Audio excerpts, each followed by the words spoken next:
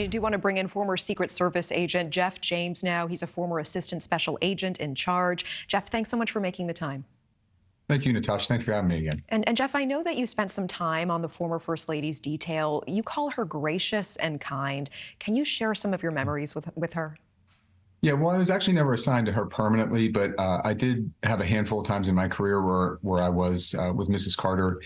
And yeah, you just said it, very gracious and kind. In fact, one of the assignments I had was to be with her while she was doing a book signing. She wrote a book on how to help people with mental health and how to help families find resources for those folks. And she was gracious enough, even though I wasn't assigned to her permanent detail, to sign one of the books and gift it to me. And that's something I'll treasure for a long time. Yeah, it's a beautiful memory. And by all accounts, Mrs. Carter was every bit her husband's equal during his time in the White House, and yet she handled it with grace and dignity.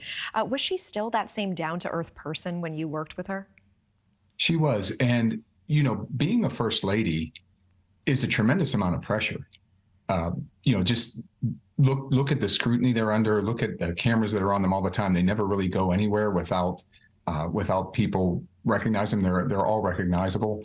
And when you consider how long she's done it, Mrs. Carter was under Secret Service protection for almost 50 years as a first lady and a former first lady, and always handled it with grace and dignity.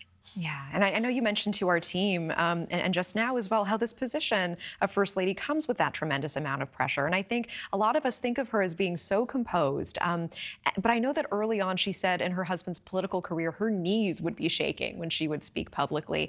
Can you speak to the level of pressure and how she seemed to handle this position? Well, from everything I saw in the limited times I was with her, she handled it.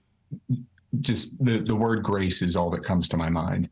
And it is a tremendous amount of pressure. Even though a first lady has no formal power, what she was able to do to bring, even in the 90s, before it became what it is now, where mental health is so in the forefront, she was just such a great champion for that. And of course, in working with her husband in Habitat for Humanity, using the notoriety and the celebrity that she had to help the underprivileged, it was the model for first ladies, for sure. The model for first ladies. I hear you. And I know that you said you accompanied her for part of her book tour.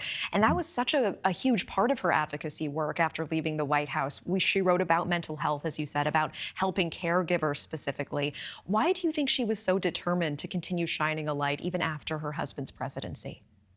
You know, I can't speak to any personal experiences she may have had, but I just think that she saw it as a deficiency in our society, that people were pushed aside, people were marginalized and stigmatized because of mental health problems, and she wanted to see that end.